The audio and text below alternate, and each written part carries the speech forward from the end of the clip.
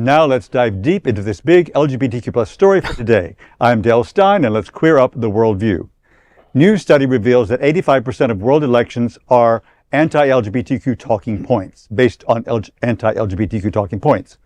More than 1.5 billion people cast ballots across at least 89 countries during 2024, a year now dubbed the super election year. But a new report from Outright International warns that political campaigns came at a heavy price for LGBTQ plus communities worldwide. A record 85% of jurisdictions studied, 51 out of 61 candidates leaned into anti-LGBTQ rhetoric to rally votes.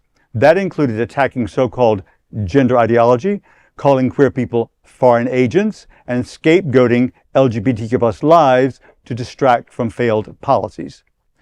Neela Ghoshal, Senior Director of Law Policy and Research at Outright International, said, quote, "The findings are a chilling indictment of the state of global democracy. Anti-LGBTQ rhetoric is no longer a fringe issue. It is a central tool in the modern authoritarian playbook. When politicians attack their own citizens to win power, democracy itself is at risk," end quote. The report found that the world's 5 largest democracies, India, the European Union, the United States, Indonesia, and Brazil, all saw queer communities targeted. In the U.S., Donald Trump's campaign spent over $212 million on anti-trans ads, aired most heavily during college sports games in battleground states. Activists point out this decision was made to target largely young straight men. Democrats weren't blameless either, with some members blaming their losses on support for trans rights, despite surveys showing voters weren't prioritizing those issues.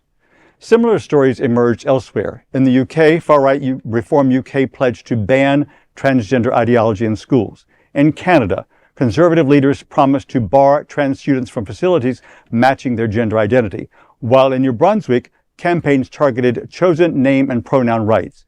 And yet, the backlash sparked resilience. LGBTQ plus people around the globe refused to be silenced. In Bangladesh, queer communities played a pivotal role in the July Revolution, a student-led uprising that ousted the long-serving prime minister. In Turkey, activists marched for pride despite bans and police violence. As Outright's report concludes, quote, "Queer communities immobilized not just for their own rights, but in solidarity with all marginalized groups, understanding that their fates were intertwined with the health of democracy itself," end quote. Wow, this is just a big reminder that we are undergoing a global attack by the far right. Yeah. And it just becomes more alarming by the day and by the minute and by the hour.